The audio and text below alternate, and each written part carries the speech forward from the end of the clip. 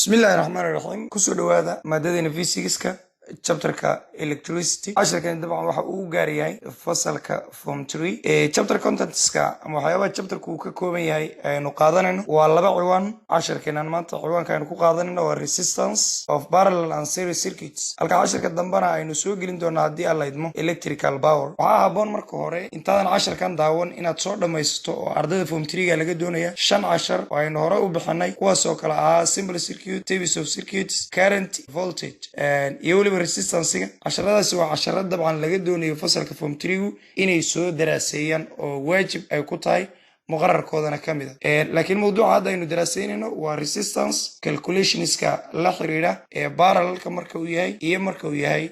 series resistance in a parallel and series circuits xagga connectionka marka laga hadlayo resistancega waxa uu noqon karayaa in series connection qaab series aynu xiran yahay iyo inay u xiran yihiin resistaradu in a parallel qaab isbarbaryaal inay u xiran yihiin tusaale haddaan fiirino R1 waa resistarka koowaad R2 kan labaad R3 na waa kan saddexaad halkan dabcan waxaa loola jeedaa waa voltage ama waa sourcegii dabcan AC source iyagoo parallel haddaynu fiirino waa R1 iyo R2 iyo R3 qaab parallel ayay u xiran yihiin halkana waxaa ku xiran voltagekii oo isagu noqonaya AC volt waa AC source dabcan qaabka waveska amala ay u sawiran tahay ayaa symbolkeedu noqonaya formulada marka series ay tahay waxaanu isticmaali doonaa si aynu u helno total resistancega waxaanu isticmaali doonaa R1 plus R2 plus R3 dabcan waxaanu isticmaali doonaa qaacidada ah wadarta guud iyo R4 haddii ay jirto oo kusii darayno marka laga hadlayo parallelka formuladeenu waxay noqonaysaa tan ayaa dabcan parallel noqonaysa qaacidadaynu isticmaalayna waxay noqonaysaa 1 over R total waxay la mid tahay 1 over R1 plus 1 over R2 plus 1 over R3 R4 haddii ay sii jirto sidaas ayaad fractionkaas isticmaalaysa ama inverse rule ayaa la isticmaalaya waayahay example 1 tusaalaha koowaad example kanan waxaynu haysanaa a potential difference of 60 volts potential difference dabcan voltage kay la mid tahay R1 waxaan haysanaa 10 ohm R2 na waxaan haysanaa 20 ohm halkan waa 60 halkan waa 10 halkanna waa 20 haddaba su-aasha koowaad ee layna ka rabo waxay tahay R1 iyo R2 halkan aynu ku qoran yihiin midna waa 10 midna waa 20 ta koowaad waxaan doonaynaa total resistance resistancega guud ee mareegtani ay leedahay ayaa la raadinaya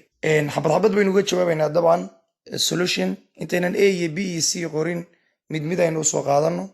eeda inoo soo qaad total resistance R total maxaa lagu helayaa maadaama mareegtan aynu arkayno inay series tahay waxaan leenahay R total waxaa lagu helayaa R1 plus R2 oo ka dhigan hadeer R1 waxaan haysanaa 10 plus R2 na waxaan haysanaa 20 marka waxaan isku daraynaa 10 iyo 20 taasi oo jawaabteena ka dhigaysa in total resistancegu uu yahay 30 ohm 30 ohm inuu resistancega soo baxayo macnaha labadu R1 iyo R2 isku daraysa sidoo kale B waxaa layna ka rabaa inaynu xisaabino total current qulqulka guud ama currentiga guud inaynu xisaabino waayahay total current ay total banu soo gaabinaynaa waxay la mid tahay current sidiisa waxaa lagu helaa voltage loo qaybiyey resistance waa ohms law voltage loo qaybiyey resistance marka total resistance ayaynu isticmaalaynaa waa 60 divided by 60 loo qaybiyey waxaanu u qaybinaynaa marka 30 dabcan waa total resistancega halkaa raac total resistancegeenu hore usoo saarnay ayaynu u qaybinaynaa taasi oo jawaabteena ka dhigaysa total currentiga inaynu helno 2 ampere 2A ayaynu usoo gaabinaynaa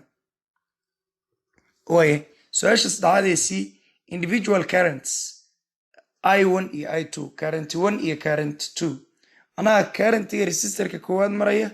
iyo currentiga resistarka labaad maraya ayaa layna ka rabaa haddaba jawaabta C waxaanu leenahay u fiirso total currentiga bayterigu uu bixinayo waxa uu noqday markaynu xisaabina markii hore waxaa inoo soo baxday inuu yahay 2 ampere halkaa wanaga ku calculate garanay 2 then meel kasta oo mareegta ka mid oo la cabiro karantigeedu wuxuu ahaanaya 2 ampere marka I1 waxay la mid tahay 2 I2 na waxay la mid tahay 2 karantigu waa same waa isku mid meel kasta oo laga cabiro maadaama mareegtu ay same tahay marka waxaan leenahay I1 equal I2 I total dhammaantood waxay la egyihiin 2 ampere ayay u dhigmaan since the circuit is in a series maadaama it's a series circuit mareegtu maadaama ay series tahay su-aasheena afraad waxay noqonaysaa individual voltages waxaanu raadinaynaa voltageyada gaargaarka ee V1 iyo V2 voltageku markaa waa u qaybsamayaa wuxuuna noqonayaa voltage 1 oo halkana iyo voltage 2 oo dhinaca kala voltage 1 maxaa lagu helayaa waxaa lagu helayaa I1 times R1 voltage 2 na maxaa lagu helayaa waxaa lagu helayaa halkan waa voltage 1 dabcan tan waxaynu ka dhigan tahay voltage 2 marka voltage 2 waxaynu ku helaynaa I2 lagu dhiftay R2 aanu samayna tan koowaad waa 2 times 10 tan labaadna maxay noo noqonaysaa iyadana waxaan leenahay waa 2 times 20 laba lagu dhiftay 20 oo la mida markaa haddaynu 20 ku dhufanno waxaynu helaynaa 40 voltageka guud dabcan waxa uu ahaa 60 ayuu ahaa 40 volt waxay maraysaa qeybta haddaynu dhinaca 40 ka haysano dabcan 60 20 baa ka dhiman laba lagu dhuftay 10 waxay ka dhigan tahay 20 volt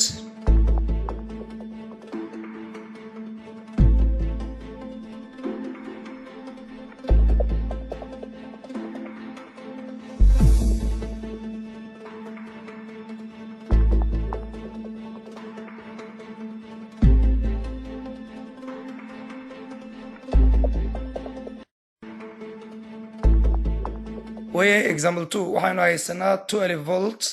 iyo laba resistor oo kala duwan oo midna yahay 6 midna yahay 4 waxaa la iska rabaa marka koowaad total resistance solution iyadana aynu xabad u xallino maadaama ay parallel u xiran yihiin labada resistor waxaan isticmaalaynaa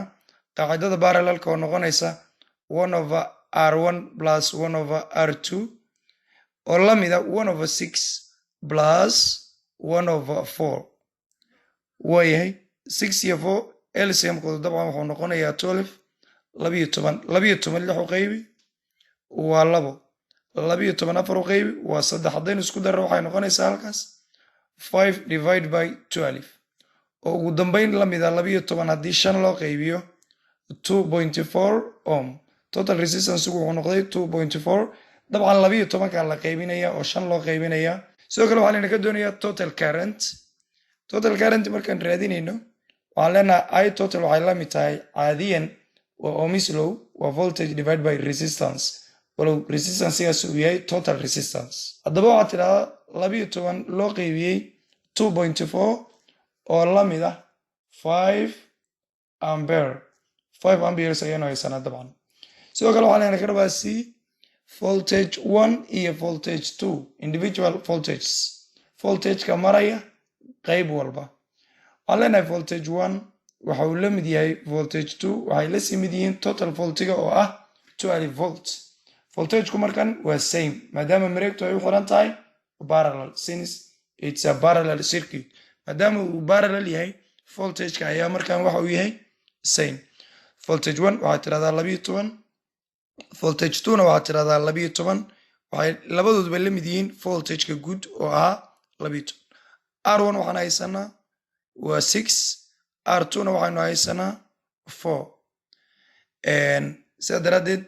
labada voltage waa isku mid haddaba su-aasheena ku dambaysay D waxaan leenahay individual current 1 iyo current 2 ayaynu dabcan raadinaynaa total currentiga waxaanu soo helnaa 5 kaasi markuu halkaas soo gaaro wuxuu u qaybsamayaa laba qaybood oo kala duwan labadaa qaybood buu marayaa dabcan qaybta sare waxaan u bixinaynaa I1 waa layna ka rabaa qaybta hoosena I2 waa layna ka doonaya anuu nimaadna marka formulada current 1 waxaan leenahay currentiga waxaa lagu helaa voltage divided by resistance laakiin resistancega maadaama current 1 aan raadinayno R1 ayaynu isticmaalaynaa